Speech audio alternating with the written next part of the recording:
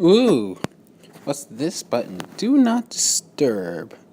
Let's see if I have that on, what that's going to do. Alright, video. Hello everybody, this is Charisma Master 4 here, and welcome back to Let's Play Phoenix Wright Ace Attorney. In the last episode, we started off the game. We figured out that Larry Butts, a friend of Phoenix Wright, is being accused of murder. And right now, we're about to see who the witness was to that murder. I'm in a different location of the house, so if there's a loud noise in the background, or if it's somewhat like monotonous noise, please excuse me. Also, if there's any echo, please excuse me. And that guy looks familiar, doesn't he? Mr. Sawhit, you sell newspaper subscriptions, correct? Oh yes, newspapers, yes. Mr. Sawhit, you proceed with your testimony. And now we get to the gist of the game. We have to listen to the witness testimony, and then we have to pick out the flaws within them. I was going door to door selling subscriptions when I saw a man fleeing the apartment. We gotta find out the lies in his stuff.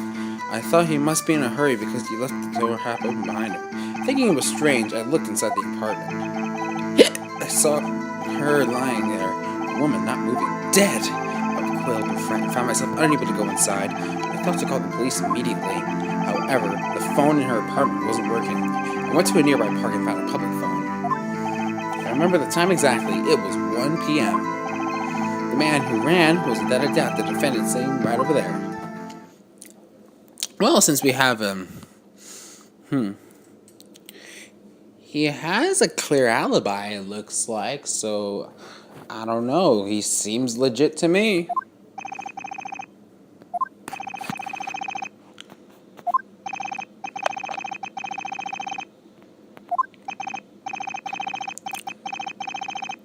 Okay, so there's a blackout apparently. Aren't phones supposed to work during a blackout?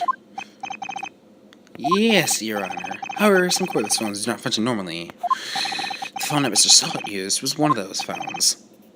Your Honor, I have a record of the blackout for you, as your per usual. So it was out from noon to 6, and there was a blackout. Interesting how... Okay. So we know who murdered him, obviously. So Larry Butts is obviously innocent in this charge. So we know who the victim is, or we know who the killer is. It's the guy standing right in front of us. But we need to prove it was him, because we saw him do it. But we need to prove it was him. So now we have to cross-examine the witness to make sure that his story matches with the evidence.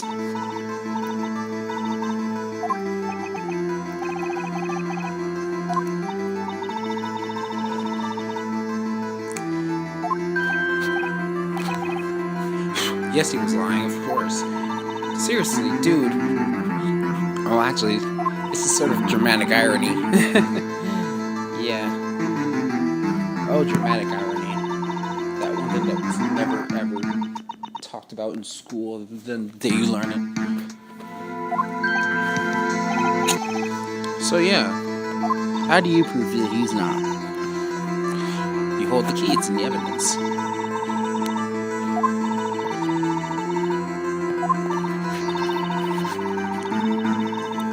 So, if we take a quick look at the court record, we have the thinker statue, the passport, and the blackout record. So,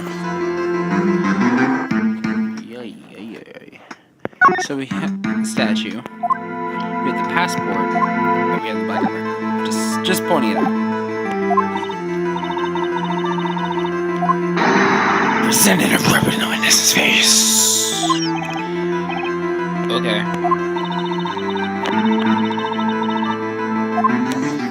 Alright, here we go. Cross-examination. I was going door to door selling subscriptions when I saw a man fleeing the apartment. Now the thing is here is that you can press people to figure out what they're saying.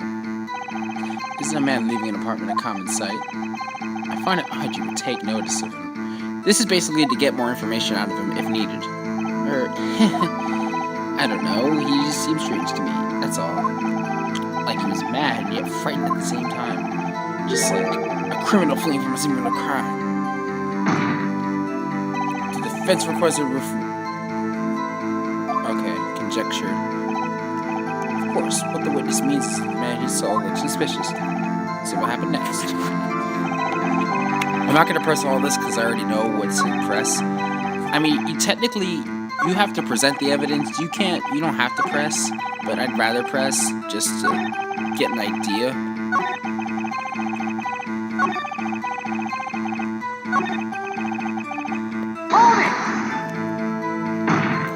I'd like pressing before the evidence just to make sure it's right. Absolutely. He seems really confident. 1 p.m.? Right. Doesn't that seem strange to you? Present some evidence to contradict him. Yes. Let's present him with this is autopsy report. And let me be the first to say, objection!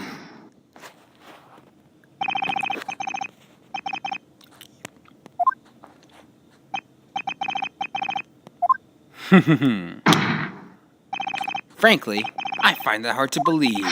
Your statement directly contradicts an autopsy report. The autopsy notes that his time of death was sometime after 4 p.m. There was no body to be found at 1 o'clock. How do you explain this 3-hour gap?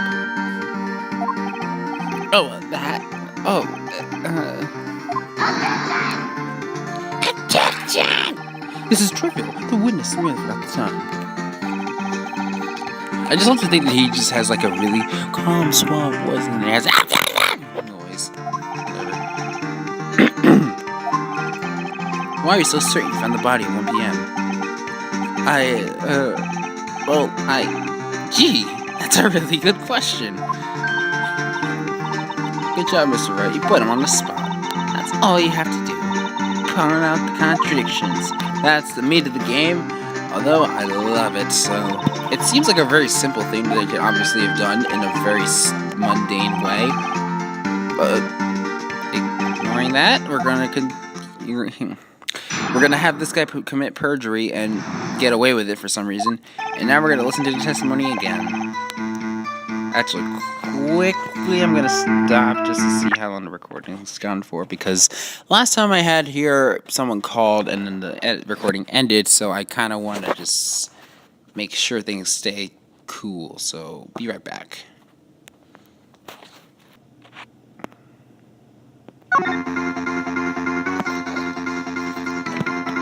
Oh, well, I'm back. Here we go. Alright, so everything seems fine and dandy. It's only been 8 minutes, so we'll see how long I can go for. There's a voice saying the time. It was probably coming from the television.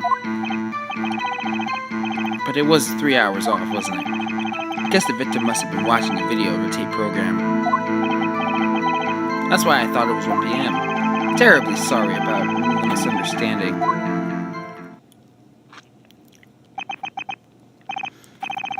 So yeah.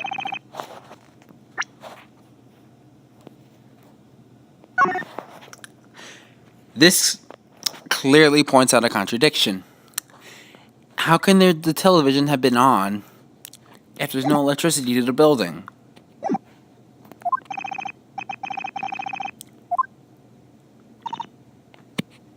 I know I'm doing this way earlier than I should, but I just kind of want to get out. You can point out these contradictions way earlier than you really need to. Seriously, this is so obvious. I may or may not press him, because it's actually kind of a long thing. Oh, wait, television, I missed it, I skipped it. Okay, television. Present, and 1, 2, 3. Objection!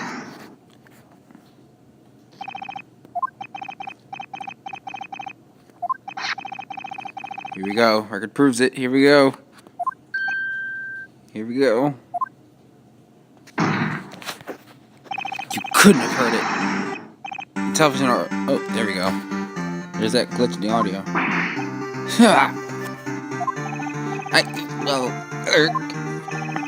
The defense has a point.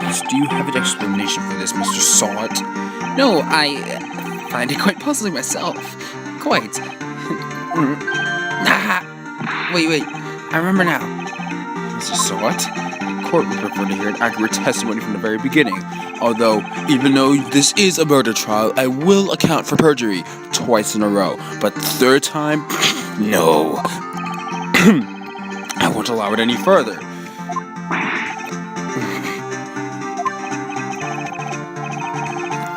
Apologies, Your Honor. It must have been the shock of the finding of the body. Very well, Mr. Sawhit. Let's hear your testimony once more, please. Oh, that face. I gotta get that face. Alright, here we go. Actually, I didn't hear it. I saw it. There was a table clock in the apartment, wasn't there? Yeah, the murder weapon. The killer used it to hit the victim. Okay, dude, seriously. You're constantly getting this stuff. You're just lying. The murder weapon was a statue of the thinker. It wasn't a clock. Unless the statue of a thinker is a clock, then I'd beg to be different here. I mean, seriously. Seriously, dude. It's so obvious. Objection! Oh, crap. I thought I pressed it before the thing came up. Wait just a moment. The murder weapon wasn't on the clock. It was the statue. Now, how is this supposed to be a clock?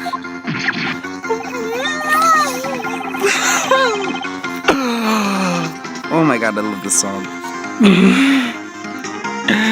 You with your objections, your evidence, just who do you think you are? Just answer the question, Mr. Sawhit. Hey, I saw it here, okay? At the clock.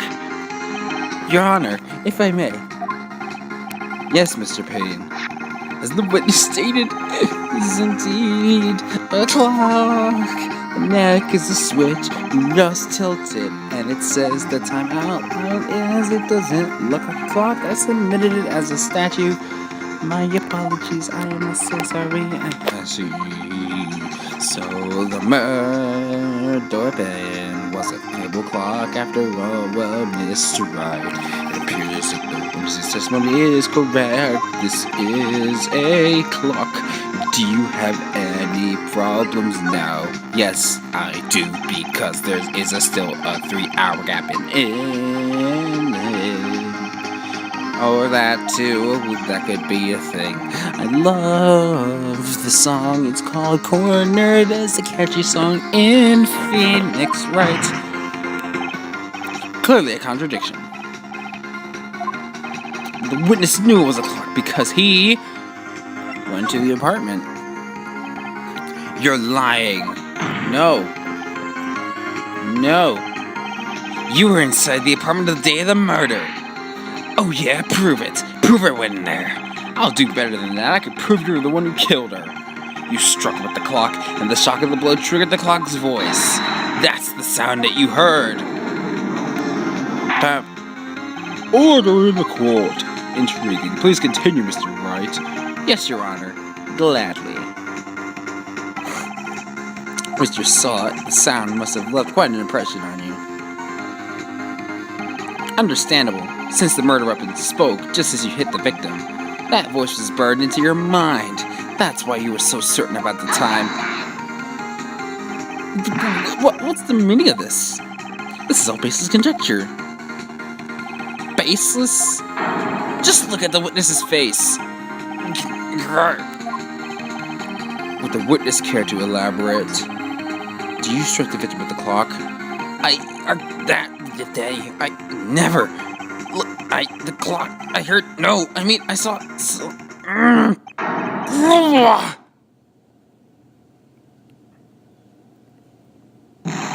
Shut up, I hate you. I saw him. He killed her, and he should burn, give him death. He has his hair back somehow. Your Honor, a moment, please. There isn't a shred of evidence supporting the defense's claims. Mr. Wright, the music's back. You claim the sound of witness heard came from the clock. Do you have any evidence? The case is writing on this. I better think it through carefully. Yes, Your Honor. The sound Mr. Sawhit heard was definitely this clock. A fact which is clear as you simply wait until the next episode. Next time on Let's Play Phoenix Wright Ace Attorney, we will figure out what exactly to sound is to sound the clock, and if this guy really is guilty, which we all know he is. So let's see if we can actually prove that he's guilty. See you guys next time.